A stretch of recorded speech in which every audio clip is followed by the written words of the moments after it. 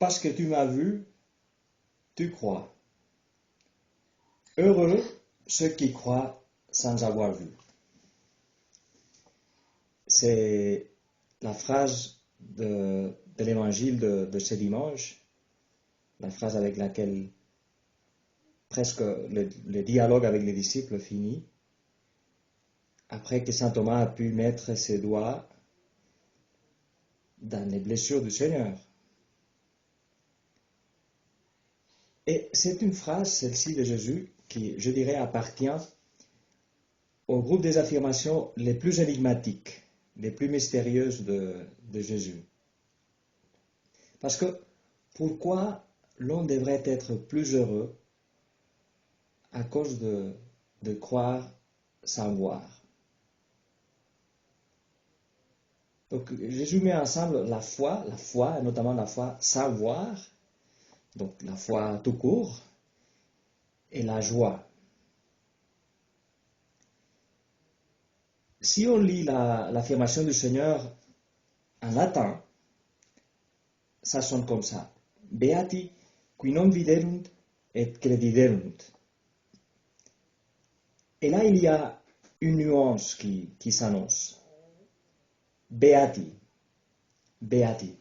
C'est comme une béatitude que Jésus ressuscité ajoute à celle qu'il avait prononcée pendant sa vie publique. Donc c'est une sorte de béatitude bonus. Mais à qui se réfère-t-il, Jésus, avec cette béatitude bonus? Se réfère-t-il à Saint Jean, peut-être? Saint Jean nous dit, il nous dit lui-même, un peu avant dans son évangile, il nous dit qu'il a vu et il a cru. Mais ce qu'il avait vu, lui, c'était le sépulcre vide. Donc on pourrait dire qu'en un certain sens, oui, il a cru sans voir. Il n'a vu qu'un sépulcre vide, qui était très éloquent, bien sûr, mais quand même. Ou peut-être l'affirmation se réfère à Sainte Marie. J'aime penser, et je ne suis pas seul à le penser, il y a beaucoup d'écrivains, beaucoup de saints, d'artistes aussi, des peintres, qui ont imaginé que Jésus ressuscité est allé voir sa mère. Peut-être même la première personne qu'il a voulu rencontrer, c'était sa mère. On peut penser qu'il voulait aller voir celle qui avait plus souffert pendant la passion, celle qui lui a été la plus proche. Mais même si cela s'est avéré, et on ne le sait pas, parce que l'Évangile ne le raconte pas, mais même si cela s'est avéré, ce n'est pas incompatible avec le fait que elle, Sainte Marie, a cru à la résurrection depuis très tôt, bien avant de voir. Le samedi saint qui croyait à la résurrection, sinon Marie, précisément. Et donc oui, on pourrait penser que cette béatitude bonus se réfère à elle, à Sainte Marie, qui est la mère de l'Église. Et à travers elle, elle se réfère aussi, bien sûr, à nous, à tous ceux qui ont cru, à tous ceux qui croyons, à tous ceux qui croiront à la résurrection de Jésus. Et Saint Pierre, et c'était aussi une lecture de la messe de ce dimanche, c'était la deuxième lecture, il s'admire de ces faits. Il s'admire du fait que certains les chrétiens qui n'ont pas connu, qui n'ont pas vu Jésus ressuscité, ils croient. Il dit ça donc, dans sa première lettre, qui est en fait la première encyclique de l'histoire, parce que lui, il était le premier pape, donc c'était la première encyclique. La première lettre de Saint Pierre. Eh bien, il dit, Saint Pierre, lui, Jésus, vous l'aimez sans l'avoir vu. En lui, sans le voir encore, vous mettez votre foi. Vous exultez d'une joie inexprimable et remplie de gloire, car vous allez obtenir le salut des âmes qui est l'aboutissement de votre foi. Et ici, encore, on voit ensemble foi et joie. Eh bien, pour méditer sur cette foi surprenante qui surprend aussi Saint Pierre, j'aimerais revenir sur une micro-parabole du Seigneur. Micro-parabole, c'est une terminologie à moi. Mais bref, c'est une micro-parabole, parce que le Seigneur a des paraboles et des micro-paraboles, des petites paraboles. Celle-ci, elle a comme origine une demande des apôtres. Les apôtres dirent au Seigneur, c'est Saint Luc qui les raconte, chapitre 17. Les apôtres dirent au Seigneur, augmente-nous la foi. Le Seigneur répondit, si vous aviez de la foi, gros comme une graine de moutarde. Et je m'arrête là. J'en reste pour l'instant assez conditionnel. Si vous aviez de la foi comme une graine de moutarde. Alors, imaginons que nous sommes là, devant le Seigneur. Nous le voyons ici dans le tabernacle. Donc, imaginons que nous sommes là et que ces paroles du Seigneur sont dirigées à nous. En fait, ça c'est la bonne chose à faire avec l'Évangile. En fait, les paroles de l'Évangile sont dirigées à nous.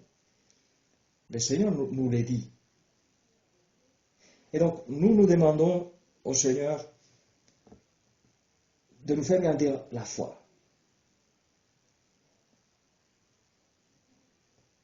Et nous risquons de rester à notre demande, à notre question, sans faire trop attention à la réponse du Seigneur, qui est surprenante. On risque un peu de comprendre sa réponse à travers le filtre de notre demande. Parce que ce qui se passe ici, c'est que le Seigneur répond, mais il répond, comme il le fait très souvent, en changeant nos paramètres. Il change les paramètres. Et là, je m'inspire au père Thomas Halík, qui est un théologien tchèque, qui attire l'attention sur une autre manière de lire cette micro-parabole, et c'est une autre manière qui peut-être réussit à réveiller précisément l'essence de ce que Jésus veut nous dire.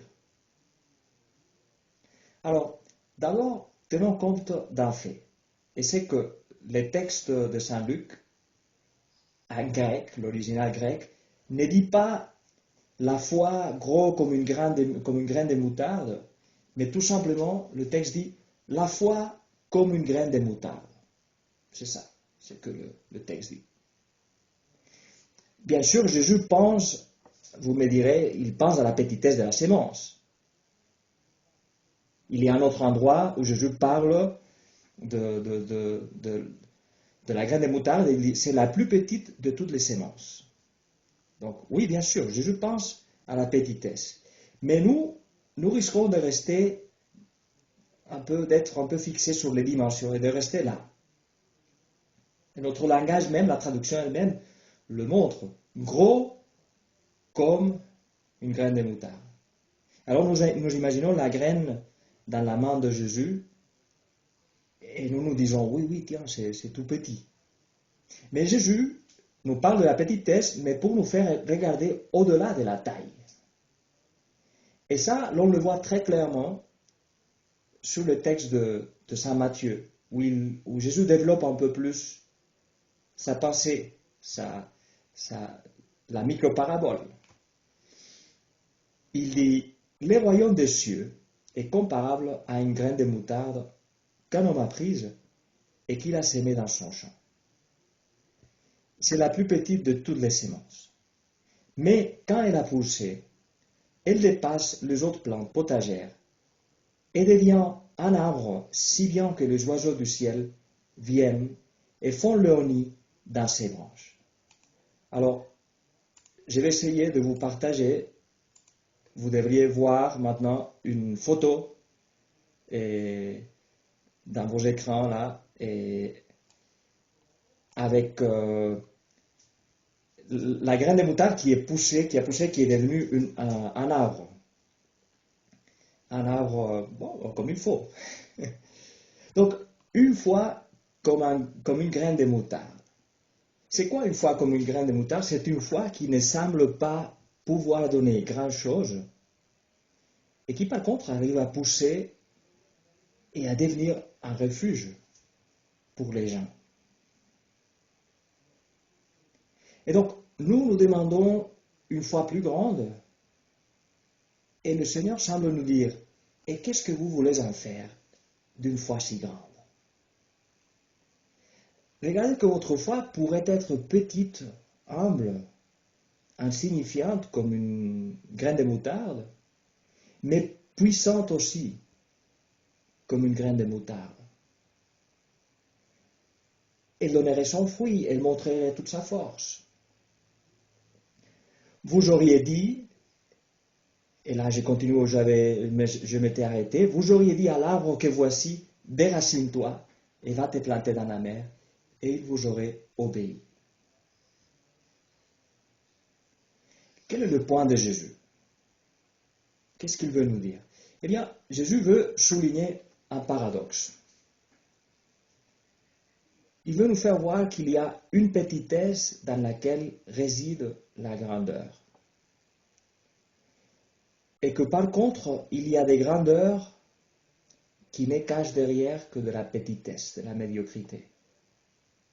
Comme une maison, imaginez une maison qui aurait une grande façade qui promettrait un grand bâtiment, et ensuite on a là un truc très, très simple derrière. Je me souviens, à côté de la Galleria di Arte Moderna di Roma, à Rome, il y avait une école, un lycée là à côté, puis avec une façade très spectaculaire, mais ensuite, voilà, on faisait le tour, je passais là souvent, et on voyait que c'était un bâtiment très vulgaire, sauf que la façade était très solennelle, et ça semblait un truc très important. Donc, voilà, parfois une façade peut cacher, ça arrive aussi avec certaines façades baroques, qui rendent les églises très impressionnantes en face, mais dès qu'on les voit d'un côté, on comprend que c'est surtout de l'apparence. Donc voilà, il y a des grandeurs qui cachent de la petitesse, de la médiocrité. Et parfois, nous voulons nous convaincre, nous voulons être convaincus que nous sommes bons, que ça va bien, voilà, que ma foi est forte. Et là, le Seigneur nous dit, qu'est-ce qu'il nous dit? Il nous dit, grain de moutarde. C'est là la force. Dans la petitesse de la graine de moutarde, là il y a la force. Saint José Maria, il fait aussi une remarque très sage dans ces sens, sur schéma. C'est le point 821. Il dit, n'oublie pas que tout ce qui est grand sur terre a commencé par être petit. Ce qui n'est grand est monstrueux et meurt. Donc, foi petite comme une graine de moutarde n'est donc pas forcément manque de foi. C'est une foi authentique. C'est une foi authentique parce que gagnée pas à pas. C'est la foi de petit. De la petite que tu es, du petit que je suis. Donc c'est une foi travaillée, c'est une foi soufferte. C'est une foi qui grandit peu à peu comme les buissons, comme l'arbre, à partir de la toute petite graine de moutarde.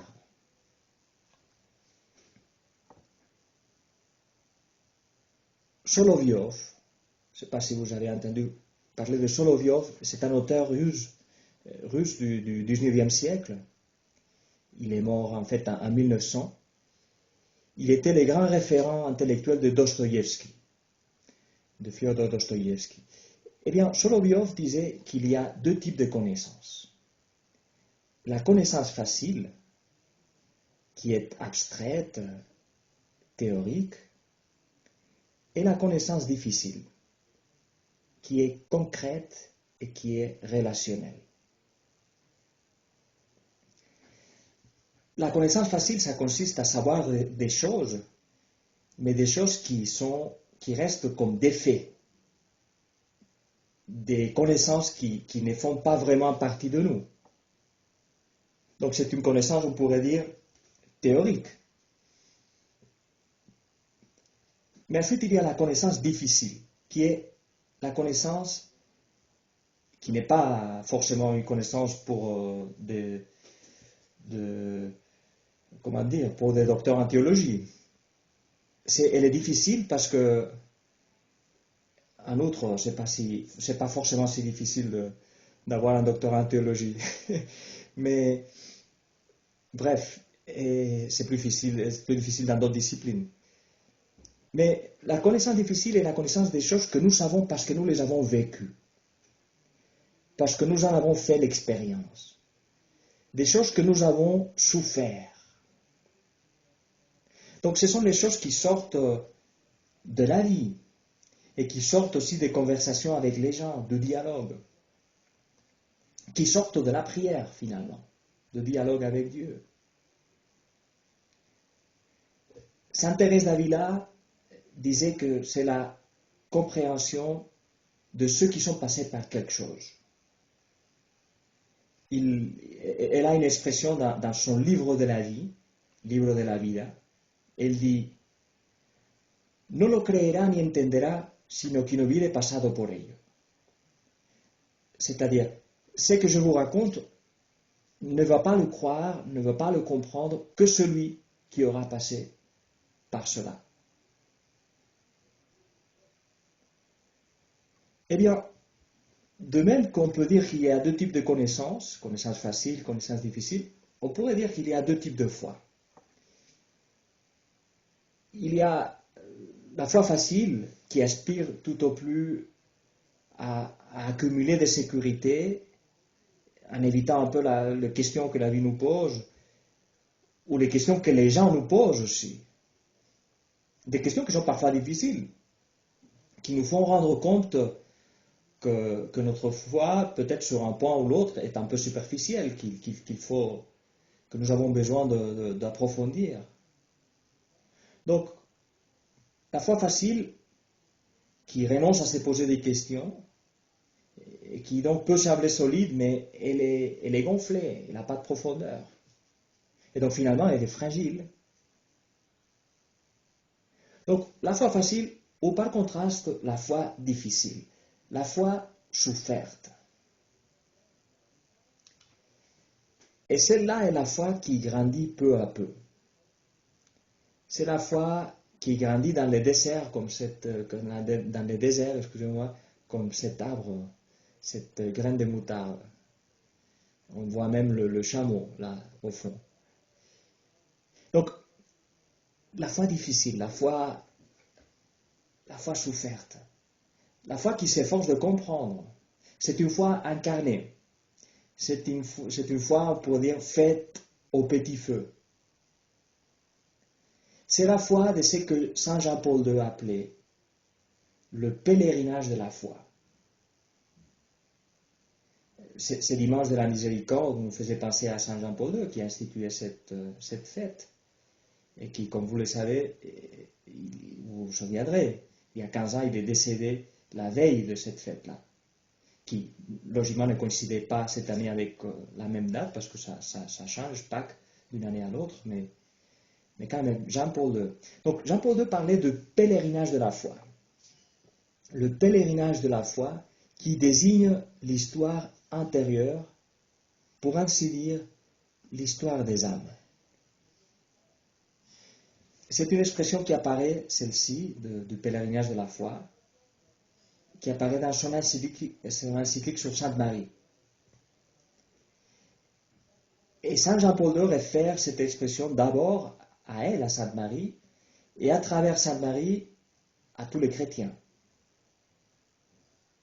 Et il nous fait voir comment, de même que Jésus a dû apprendre l'obéissance, c'est la lettre aux Hébreux qui dit ça, de même que Jésus a dû apprendre l'obéissance, Sainte Marie aussi a dû apprendre l'obéissance, et notamment l'obéissance de la foi. L'obéissance de la foi. Croire, nous dit Jean-Paul II, croire veut dire se livrer à la vérité même de la parole du Dieu vivant, en sachant et en reconnaissant humblement combien sont insondables ses décrets et incompréhensibles ses voies.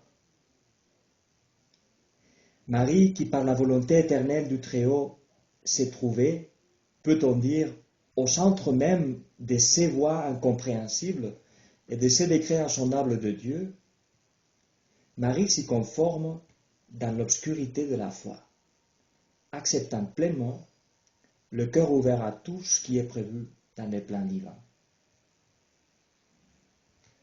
Obscurité de la foi de Marie. Cela est surprenant. De penser que Marie aussi a vécu parfois dans l'obscurité de la foi. Mais ça toujours avec le cœur ouvert à tout ce qui était prévu dans les plans divins. Le cœur ouvert à ce que Dieu veut.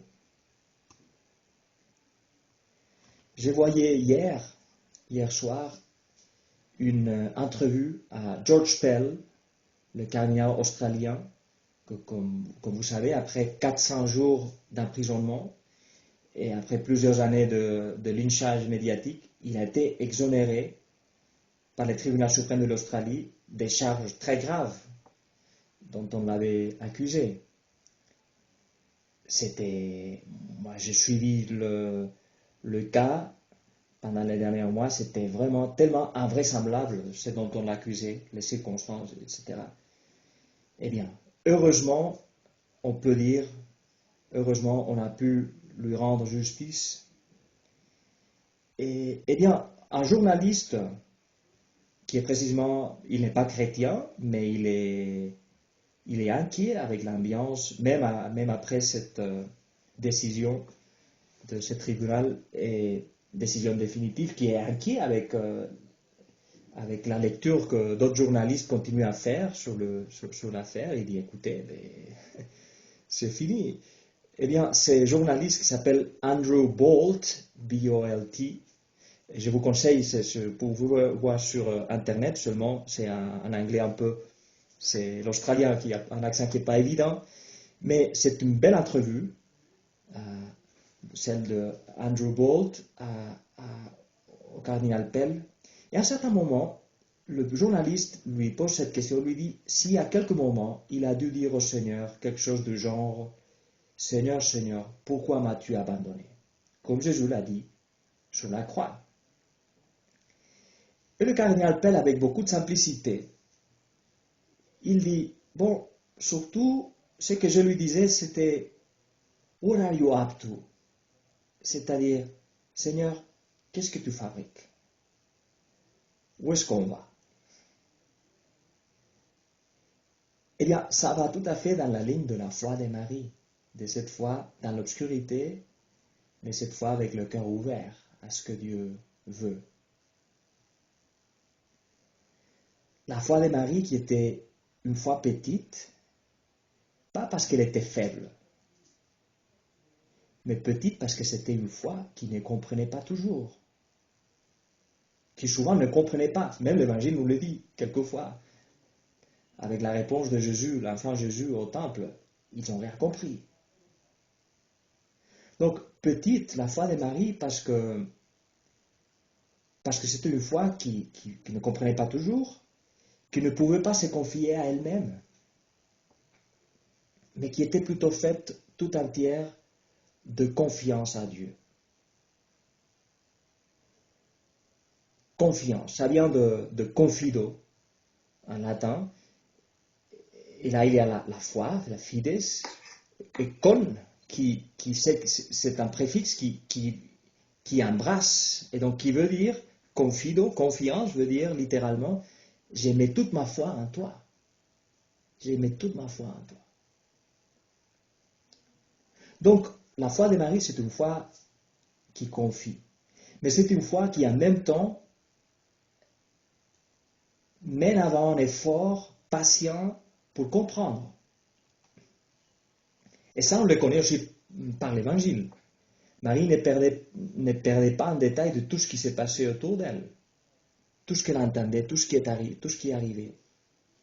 Elle gardait ça, elle méditait dans son cœur. Et elle essayait de comprendre. Elle conservait avec soin toutes ces choses, les méditant en son cœur, nous dit Saint Luc.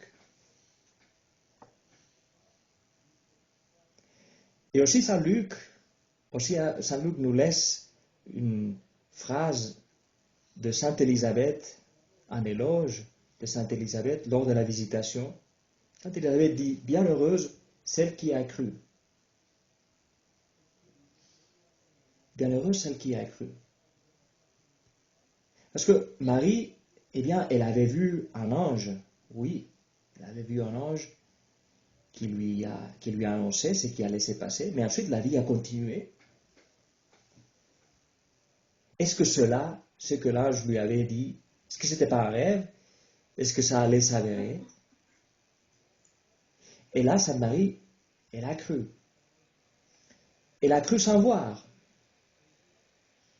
Et donc, on pourrait dire que cette béatitude bonus, cette béatitude que Jésus ressuscité semble ajouter aux béatitudes, heureux ceux qui croient sans avoir vu, en fait, cette béatitude avait été anticipée par l'Esprit Saint à travers les lèvres de Sainte Élisabeth. Heureuse parce qu'elle a cru.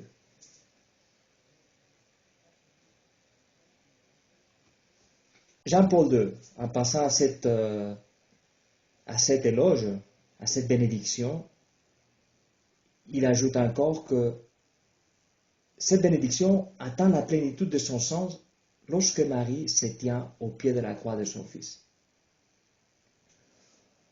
Au moment de l'Annonciation, l'ange lui avait dit « Il sera grand, le Seigneur Dieu lui donnera le trône de David son père. Il régnera sur la maison de Jacob pour les siècles, et son règne n'aura pas de fin. » Et par contre, c'est encore Jean-Paul II, et par contre, debout au pied de la croix, Marie est témoin, humainement parlant, d'un total démenti de ses paroles. Son fils agonise sur ses bois comme un condamné.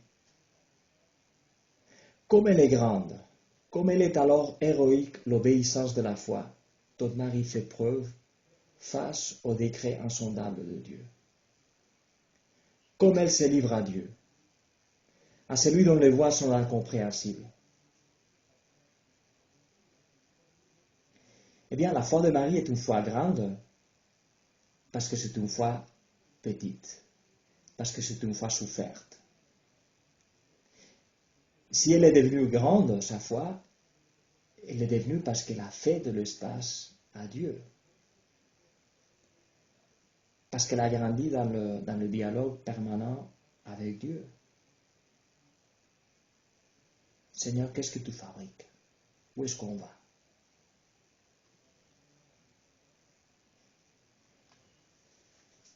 Encore Jean-Paul II.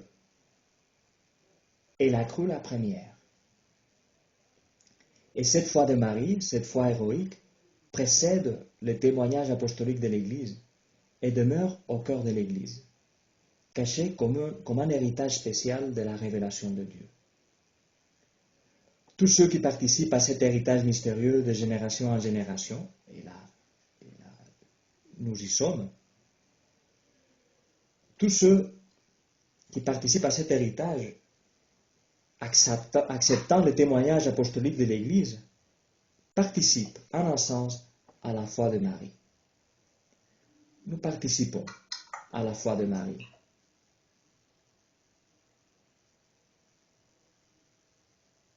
Je reprends encore Saint Pierre. Saint Pierre, la première encyclique, là on passe de Jean-Paul II, l'encyclique Jean-Paul II, à la première encyclique.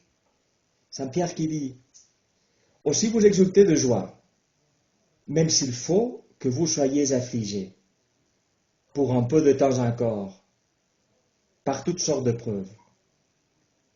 Elles vérifieront la valeur de votre foi, qui a bien plus de prix que l'or. Cet or voué à disparaître est pourtant vérifié par le feu. La foi, cette graine de moutarde, nous dit Saint Pierre, vaut bien plus que l'or. Et si l'or doit être vérifié par le feu, notre foi aussi doit être vérifiée par le feu des épreuves. Et par le feu des épreuves, elle devient petite et puissante. Parfois, il peut y avoir des épreuves difficiles, des choses fortes qui mettent notre foi en crise. Mais en général, ce sont des choses moins graves, des choses de notre vie qui grattent, qui semblent un peu la remettre en question. Des choses dans la vie de la paroisse, de la famille, de petites choses, mais pas pour autant moins difficiles, comme certaines décisions, certaines façons de faire, des choses qui nous semblent parfois dépassées, et qui le sont peut-être. Des choses dans lesquelles nous ne reconnaissons pas la fraîcheur de la foi. Benoît XVI, oui, comme cardinal Ratzinger, il avait dit que l'un des miracles de l'actualité, c'était que les églises, qu'il y a encore les gens qui vont à l'église malgré certaines homélies terribles. Eh bien, voilà, il peut nous arriver parfois que même une homélie terrible peut nous faire un peu, je ne dis pas perdre la foi, mais quand même, la remettre un peu en question. Eh bien, pensons que toutes ces choses, toutes ces épreuves de la vie, qui, oui, pourraient rétrécir notre foi dans le sens de nous rendre cyniques, de nous faire désespérer un peu, eh bien, elles peuvent aussi faire grandir la force de notre foi. Donc, ce qui semble écraser notre foi peut la rendre plus forte. En étant fidèles, même quand nous avons du mal à comprendre, être fidèle, ce qui ne veut pas dire que nous n'essayons pas de trouver des remèdes, de bouger, ou bouger, mais sans faire des histoires.